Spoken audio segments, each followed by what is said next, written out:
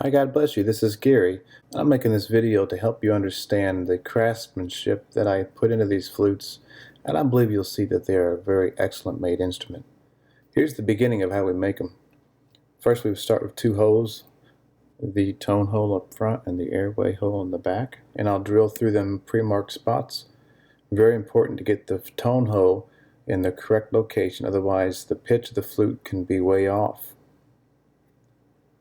After we got that done, I take a heated screwdriver, flat blade, and I burn through the wood, making a rectangular tone hole. And again, this hole is very precisely made. It's not just putting a screwdriver through the wood. It takes precision on undercutting and filing to get it to sound correctly. And once I get to that point, I file it flat, and then that flat piece there will have a fipple block, and that's what this is here. Cutting out the top portion of the wood, marking it out. I've got it cut out, and then I've got the markings set there to where I will now burn in the groove where the airflow goes through. And then once I get that done, I'll take that and polish the block so the airflow is good, slick, and smooth going through there, and no hindrance. This particular area of the flute is very delicate. Sometimes it takes up to a half hour to an hour just to get the tone hole to sound right. I'll spend a lot of time in this area because it is one of the most important areas of the flute to produce that sound. And here I am buffing on that area to make sure it's good and glossed up before I pre-test the sound. That way I'll make sure I get the accurate sound of the way it would sound when it's finished.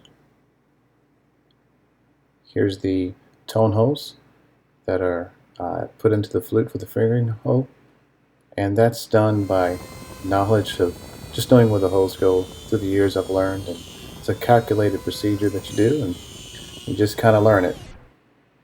And there was the Dremel tool that I had burned it out with, and there's the final holes. And they're not always that large. Sometimes they end up being that large. And here I'm sanding it. I'm preparing it for a burning.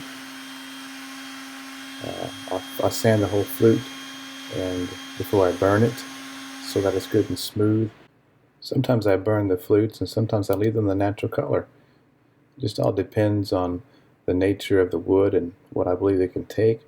Here I am burning the holes, making a dark burned ring around the fingering hole. It also cleans out the holes even further for any wood splinters in there that need to be cleaned out.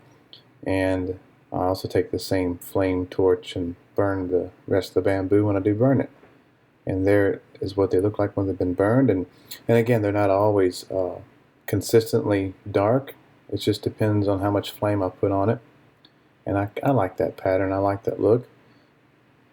There it is, finished, buffed on the buffer.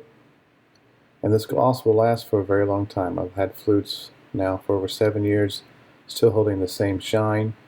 Even with your fingers on it, with the acid from your fingers or whatever, it doesn't hurt it. It stays the same. I believe you'll find that these instruments are very well crafted. I put much love and care into them, and I thank Jesus for the gift that He's given to me, and I make these for His glory.